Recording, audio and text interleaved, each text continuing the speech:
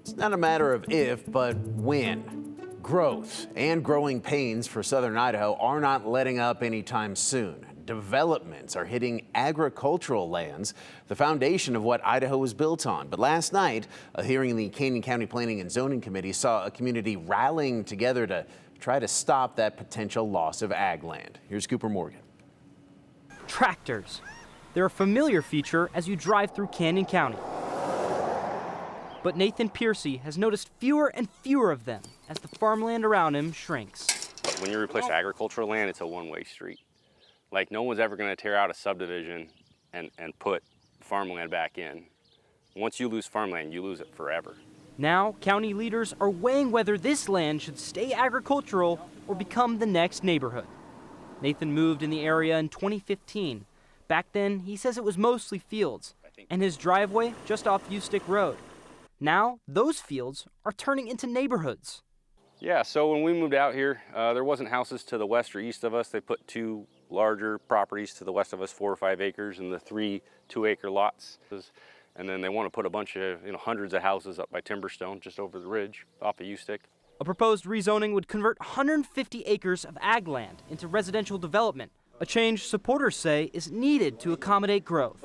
Providing housing, there's a lot of demand for this kind of housing, and there's a lot of demand for probably almost every kind of housing around here at this point. Brent Orton is a civil engineer with Orton Engineering, part of the developing team. He says this land can do more for the community as homes than as crops.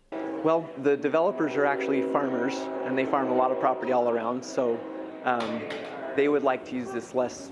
This property is difficult for them to make a profit with, so they'd like to be able to put this property to a better use and be able to focus on their water, even on their other farms. They borrow water from other farms to make this work. After months of anticipation, the debate came to life in a meeting that stretched for hours. The Canyon County Planning and Zoning Commission held a hearing Thursday night, reviewing new materials and taking additional testimony from both the developer and people living in the area. The commission voted unanimously to recommend denial of both the comprehensive plan amendment and conditional rezone. But the final decision now returns to the Canyon County commissioners. For neighbors like Piercy, the debate goes beyond zoning maps or housing numbers. I understand the dynamics of every family and their finances, and it's hard. Farming's hard. There's a reason I'm not a professional farmer. It's not easy. But just because you buy land and it's out in the country doesn't mean you have the right to hack it up into the smallest pieces possible to make as much money as possible. What's really at stake is a way of life he fears could disappear.